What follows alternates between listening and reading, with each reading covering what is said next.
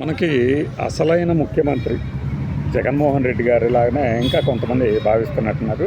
ఆయన ప్రతి చర్యలో కూడా ఏదో ఒకటి తప్పు ఎత్తి చూపించి దాని ద్వారా ఇతని రాజకీయ భవిష్యత్తును దెబ్బతీయాలి, భవిష్యత్తు ఏముంది ఇంకా ఏమీ లేదు అన్నట్లుగా తయారు చేయాలి అనేది ఈ దినపత్రిక తాలూకు ఉద్దేశంలా కనపడుతుంది. దినపత్రికల తాలూకు ఉద్దేశంలాగా నిన్న జాతీయ జెండా ఎగరేయని జగన్మోహన్ రెడ్డి అని ఒక హెడ్డింగ్ చూసి ఉంటుంది.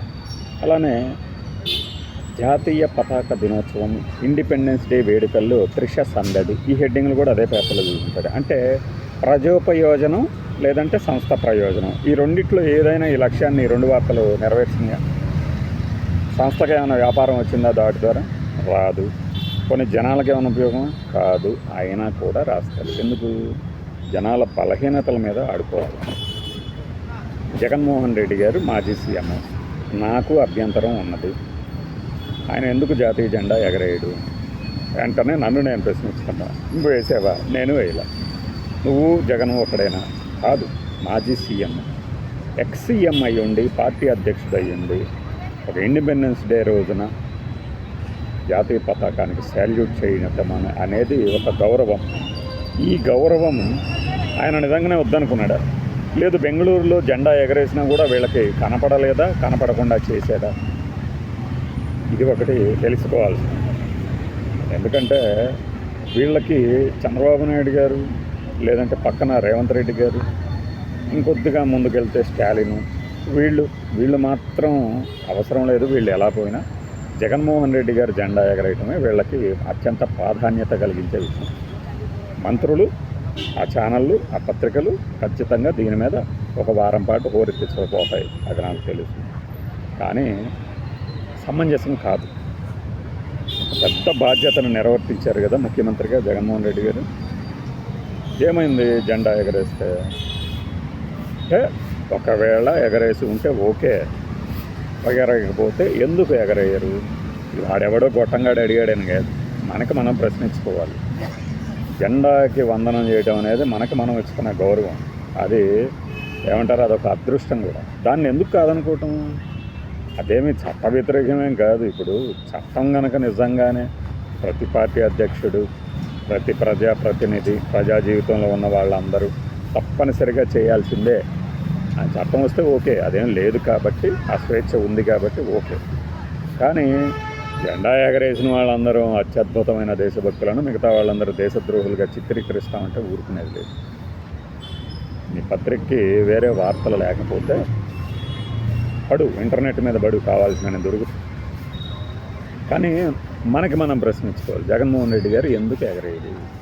ఏం ముఖ్యమంత్రిగా ఉంటేనే జాతీయ పతాకాలు, జాతీయ పతాక దినోత్సవాలు, ఇండిపెండెన్స్ డేలు, స్వతంత్ర దినోత్సవాలు, రిపబ్లిక్ డే ఉత్సవాలు ఇవన్నిట్లో పాల్గొంటారా? లేకపోతే లేదా? కాదు కదా. మనకు ఒక ఐడెంటిటీ. అందులోనూ ఆయనకి సోషల్ మీడియాలో విపరీతమైన పాపులారిటీ ఉంది. ఆయన వచ్చి ఒక ఫోటో ఇలా పెడితే ఎంతోమంది దాన్ని చూసి వాళ్ళు పెడతారు. ChatGPTలో ఇమాజిన్ మీ దేర్ అని చెప్పేసి వాళ్ళ ఫోటోలు కూడా యాడ్ చేసుకుంటారు. ఆ పరంగా ఆయన ఆలోచన చేయాలి. ఓకే, మనం అవతల వాడికి విమర్శలు చేసే అవకాశం ఇవ్వకూడదు, ఇది షూర్. మరి జగన్మోహన్ రెడ్డి గారి జాతీయ పతాక దినోత్సవం అంటే, నేను జాతీయ పతాక దినోత్సవం అని ఎందుకు అంటున్నానంటే, ఎక్కువ మంది జెండాకి వందనం చేయడంతోనే స్వాతంత్ర దినోత్సవం సంబరం అయిపోయింది అనుకుంటారు కాబట్టి. ఓకే, ఇండిపెండెన్స్ డే స్వాతంత్ర దినోత్సవం రోజున జగన్మోహన్ రెడ్డి గారు అది జెండా ఎగరేయకపోవడము అంటే, నిజంగా ఎగరేయకపోయి ఉంటే అది నాకు నచ్చలా, అంతవరకు ఓకే.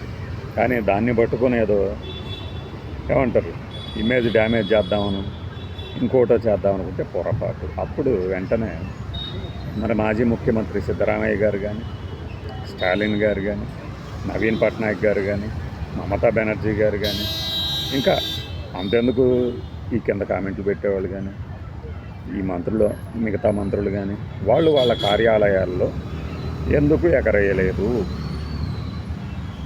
ఎగరేశారా? మీరు చూసారా? చూపించండి.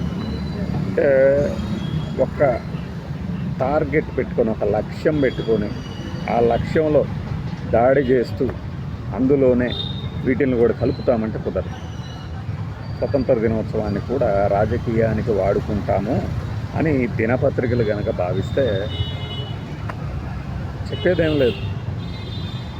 అంటే మన దేశభక్తికి కొలమానాలు వీళ్ళు తయారు చేస్తారు. మన గుండెల నిండా దేశభక్తి.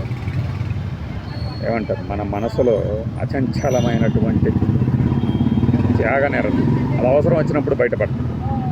ఈ సుత్తేగాళ్ళు, ఈ సత్రకాయగాళ్ళు అడిగారని చూపించాల్సిన అవసరం లేదు. మన వ్యవహార శైలి, రోడ్డు మీద నడుస్తున్నప్పుడు ఏం చేస్తున్నాం, చెత్త తీసుకొచ్చి ఎక్కడేస్తున్నాము, ఏదైనా ఇష్యూ మీద మన స్పందన ఎలా ఉంటుంది, ఇవన్నీ కలిపితే నువ్వు పక్కవాడికి మేలు చేయకపోయినా పర్వాలా, కీడు చేయకుండా ఉండు. నీ దేశానికి ఇచ్చే గౌరవం, భక్తి అదే. నష్టం చెయ్యకు ఎవరికి. ఈ తరహాలో నువ్వు రాయి, అంతైనా రాయి. అంతేగాని దానిని కూడా దీనికి వాడుకుంటాను, ఇదే వార్త నా దృష్టిలో అనుకుంటే నీ పని పైన జెండా చూస్తుంటుంది, దేవుడు చూస్తుంది. అది ష్యూరు, అందులో తిరిగే లేదు. కర్మ చాలామందిని వెంటబడుతుంది, వేధిస్తోంది అని బాధపడుతూ ఉంటుంది. వాళ్ళకి తెలియదు ఏంటంటే మన కర్మల ఫలితమే మనం వెంటబడుతూ ఉంటుంది. ఈ చిన్న విషయంలో రాజకీయాన్ని చూపించి, అంటే ఈ చిన్న విషయం తెలియకుండా రాజకీయాలను చూపించి పదే టార్గెట్ చేసి అవతల వ్యక్తి ఇమేజ్ని డ్యామేజ్ చేయడం. నువ్వు గ్లోరిఫై చేయి, తప్పేమీ లేదు. చేసుకో, గ్లోరిఫై. జయము అనుకుంటే కొట్టుకొని చిరతలేదు. కానీ అవతల వాడిని డౌన్ చేయటానికి, అంటే ఒక చిన్న గీత పెద్ద గీత అంటుంటారు. గీతని చిన్నది చేయాలంటే దాని ముందు పెద్దది ఒకటి, దాని కొద్దిగా ఎక్స్ట్రా గీస్తే చాలు, అది చిన్నది అయిపోతుంది, తొడపక్కర్లా. అది చేయకుండా అవతల గీతని చిన్నది చేసేసి యువతల గీత కన్నా బాగా తుడిపేసేస్తే ఉన్న గీత పెద్దదవుద్ది అనుకోవటం భ్రమ. నేను చెప్తున్నాను, జగన్మోహన్ రెడ్డి గారు జెండా ఎగరేసి ఉంటే, అది మనకు కనపడి ఉంటే సూపర్గా ఉండేది కదా. దాన్ని పట్టుకొని అతని క్యారెక్టర్ అసాసినేట్ చేయటము, మన క్యారెక్టర్ని గ్లోరిఫై చేసుకోవటము అయితే మంచి పద్ధతి కాదు. నేను వచ్చే దారిలో చూశాను, జాతీయ పతాక ఆవిష్కరణ చేసిన ప్రతి చోట కూడా చిన్న పటాల కింద పడేసి, అది పెద్ద క్రైమ్ కదా. మరి వాటి మీద మనం కేసులు పెడతాము. సరే, ఏం చేస్తారు వాళ్ళు? చెత్త వాళ్ళు వచ్చి వేరకపోయిందాక అవి ఎలా ఉండిపోతాయి. దానికి మీరు నిజంగా కేసు పెడితే మంత్రి గారు కానీ, ఎమ్మెల్యేలు గారు కానీ, ఎవరైనా సరే ప్రజాప్రతినిధులు ఆవిష్కరించి పోయిన చోట దాన్ని ఆయన్నే బాధ్యుడిగా చేస్తూ కేసులు కనుక పెడితే నిజంగానే కోర్టు అంగీకరిస్తుంది. అంత బాధ్యత లేనప్పుడు మీరెందుకు అక్కడ ఆవిష్కరణ చేయాలి? ఇది గౌరవం కాదు అని. అది నిజం కూడా. బట్ మనం ప్రతి చిన్న విషయాన్ని కూడా పట్టించుకుంటూ పోలేం కదా.